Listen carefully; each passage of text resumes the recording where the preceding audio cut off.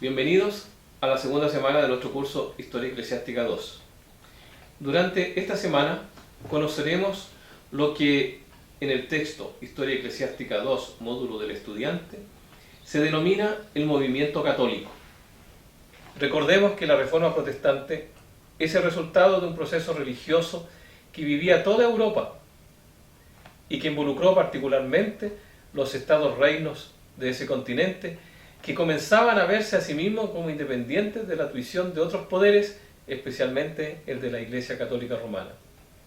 Las voces interiores de la Iglesia por una renovación espiritual, el retorno a la vida cristiana, como en la Iglesia del primer siglo, y la sed por una verdadera devoción, fueron muchas y variadas y seguían presentes dentro del catolicismo más allá de la Revolución Luterana. En este punto cabe indicar que además se está produciendo un fenómeno eclesiástico muy importante para el futuro de la Iglesia Católica. El poder y autoridad del Papa estaba siendo fuertemente cuestionada hasta que al final del siglo XVI queda asentada definitivamente hasta nuestros días. Estas ideas sobre la supremacía de los concilios comenzaban a suscitar el apoyo de un movimiento transversal que procuraba someter al papado y sus decisiones al conjunto de la Iglesia a través de los concilios que pretendían, si se me permite el término, democratizar la Iglesia. Por eso resulta especialmente llamativo el principio protestante del sacerdocio universal de los creyentes, que iguala los privilegios y las responsabilidades entre todos los cristianos, sean estos legos o sacerdotes o pastores en nuestro lenguaje. Lutero resulta expulsado de la Iglesia y con esto se produce una alineación de las naciones que abrazan estas ideas. El camino que abrió Lutero y cómo se desarrolló lo veremos en las semanas que vienen. Sin embargo, la necesidad de purificar la Iglesia seguía latente al interior del catolicismo romano, produciéndose lo que es tan habitual en toda construcción humana. Surge lo mejor y también lo peor de cada hombre y mujer. Y este claro oscuro histórico es lo que veremos a continuación. Esta etapa en la historia del catolicismo se le conoce como Contrarreforma. La Contrarreforma es un movimiento del catolicismo que se da en el siglo XVI con un doble objetivo: corregir las fallas de la Iglesia Católica, causantes de tanto descontento y que había sido la principal causa de la Reforma, y hacer frente a esta para detenerla en su avance y recuperar países conquistados por ella. La Contrarreforma se caracteriza básicamente por tres aspectos. Primero, la reimplantación de los tribunales de la Inquisición con todo su historial de injusticia, intolerancia, persecución, tortura y crímenes atroces en contra de los supuestos herejes de la fe católica.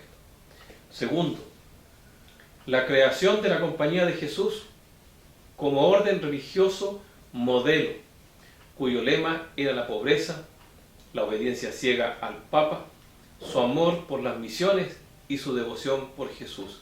Y tres, la reunión del Concilio Ecuménico de Trento entre 1545 y 1563. El nombre tradicional de Contrarreforma no es totalmente correcto, no es más bien el de Reforma Católica, porque los fines que persigue no se deben exclusivamente a la existencia de la Reforma Protestante, sino que tiene sus antecedentes en la Edad Media. El movimiento conciliar, por ejemplo, buscaba reunir un concilio ecuménico para solucionar los problemas del catolicismo. La Inquisición ya existía en la Edad Media, no fue creada especialmente para ir en contra de los reformistas, y finalmente la Orden de los Jesuitas o Compañía de Jesús no era nada nuevo como congregación religiosa, ya que éstas existían desde el medioevo como reacción mística frente a los desmanes de muchos clérigos. De estos aspectos, quisiera resaltar la realización del Concilio de Trento por su importancia y relación con los postulados de la Reforma. Es en diciembre de 1545, que se reúne el concilio de la Iglesia Católica en Trento. Este concilio fue muy importante porque la Iglesia Católica respondió a los presupuestos de la Reforma. El doctor González dice: hasta entonces, los grandes concilios de la Iglesia se habían dedicado a resolver unos pocos problemas o a discutir y condenar una doctrina determinada. Pero las cuestiones que planteaban los protestantes eran tan fundamentales y la Iglesia estaba en tal necesidad de reforma, que el concilio no se limitó a condenar el protestantismo, sino que discutió toda clase de doctrinas al tiempo que se dedicó a reformar las costumbres del clero. El concilio de Trento llegó a los siguientes acuerdos. Noten que su trascendencia histórica nos alcanza todavía en este siglo XXI. El primer acuerdo: que la tradición de la Iglesia y las Escrituras serán fuentes iguales de la fe. El segundo: se fija el canon de la Biblia, incluyendo los libros deuterocanónicos. El tercero: se declaró la autenticidad de la versión latina, la Vulgata, traducción de San Jerónimo. El cuarto acuerdo es que afirmaron que los 7 sacramentos son correctos. El quinto acuerdo: afirmar la validez del trabajo de un sacerdote confesor. El sexto: promulgar leyes para la disciplina de clérigos errantes. El séptimo: afirmar la transubstanciación, la presencia real de Cristo en el vino y el pan. Y el octavo acuerdo es que solamente se debería dar el pan al laicado. A pesar del poco interés y la baja participación, el Concilio de Trento trató de responder a los protestantes y de corregir varios de los errores de conducta de los ministros.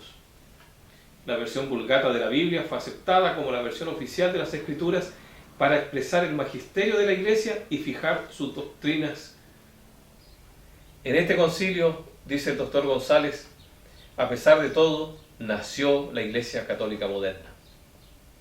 Aunque no fue hasta el siglo XX, en el Concilio Vaticano II, que los católicos admitieron que muchos de los elementos de la Reforma protestante tenían profundas raíces en la tradición cristiana. El Concilio de Trento, que terminó en 1563, fijó la ortodoxia católica por los próximos 400 años. Otro aspecto importante del siglo XVI y que continuó por los próximos años fue el fuerte énfasis y desarrollo de las misiones. Recordemos que los imperios y sus necesidades económicas y de expansión habían hecho posible el encuentro de dos mundos, como denominamos hoy al descubrimiento de América en 1492.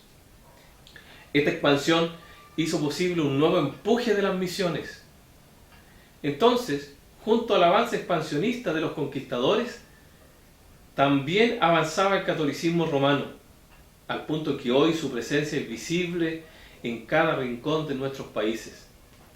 Jesuitas, franciscanos, dominicos y muchos otros llegaron a nuestras tierras, escribiendo algunos de los pasajes más nobles y heroicos en el progreso de las misiones cristianas.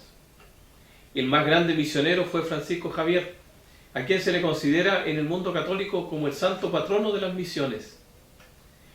Este proceso está hoy plenamente vigente y debemos responder positivamente al desafío que el catolicismo nos impone. Te recuerdo que debes ingresar a la plataforma durante 5 horas cada semana, responder el foro de integración, leer el texto según asignación y escribir un informe crítico sobre la lectura. Dios te bendiga.